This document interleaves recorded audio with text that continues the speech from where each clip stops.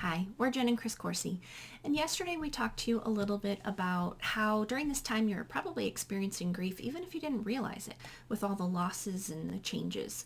Today we want to, and yesterday we also talked to you about how what can help with that is feeling connected with others, finding intentional ways to connect with others. Today we want to talk to you a little bit about what to do if you're still feeling that grief after you've connected with others. You know, attachment pain, the pain of loss, can linger on for a while. Basically, this is the kind of pain that comes in waves. And I could be fine and then maybe hear a sad song or just to think about something that makes me sad. And then I just feel like this huge wave is rolling over me.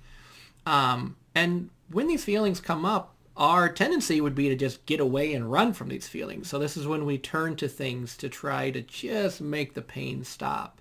This is what our friend Ed Corey would call beeps, which are behaviors, experiences, events, people, and substances that we turn to try to make that pain go away.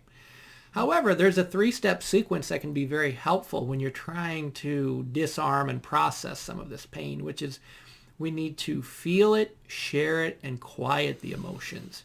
So first of all, I just need to feel the feelings that I might be avoiding or, start to process some of these emotions that are kind of leaking out.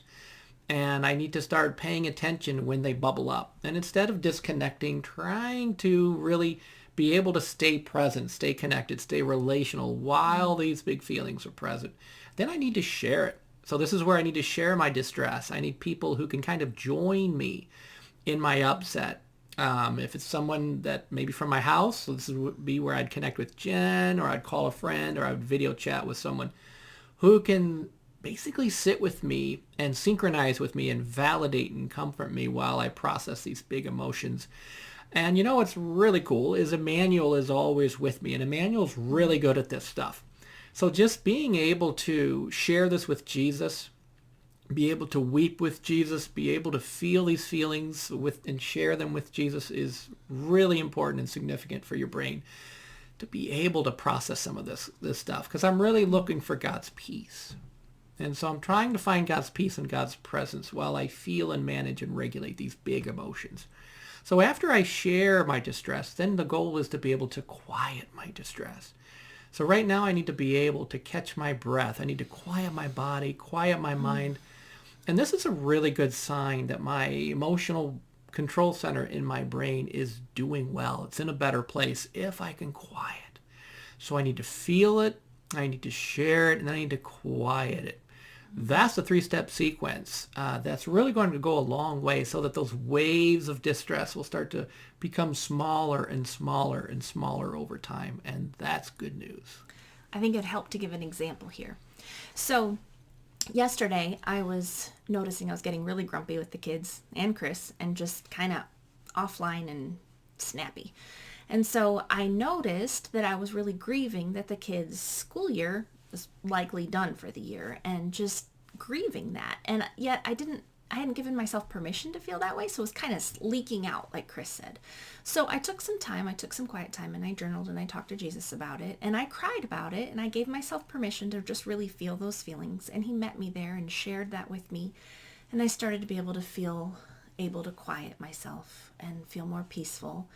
And yeah, the sadness was still there, but it just didn't feel as intense, and it didn't leak out all over everybody else around me as I identified it and was able to feel it, share it, and quiet it. And then I was able to share with Chris also what was going on and share with him the peace that Jesus had given me. And in this case, for parents, this is a great way you can also help your children to be able to process some of their loss. So Jen could share this little example with our sons who are probably feeling some of that loss. They just might not have had words to describe it. So we want to be able to share that peace when we experience God's peace. And friends, this is a time to be resourceful. So I want to encourage you to utilize counselors, therapists, ministry leaders, partners who can join you in your upset and who can help you. This is a good time to have a prayer partner. Be resourceful for whatever you need. Our friend and colleague, Dr. Carl Lehman, has some great resources on his website where you can find other people who are doing Emmanuel type prayer. If you go to emmanuelapproach.com, you can find those resources at emmanuelapproach.com, and it's Emmanuel with an I. great website, good resources. We just want to encourage you to be resourceful, care for yourself, and be tender with yourself during this time. Mm-hmm.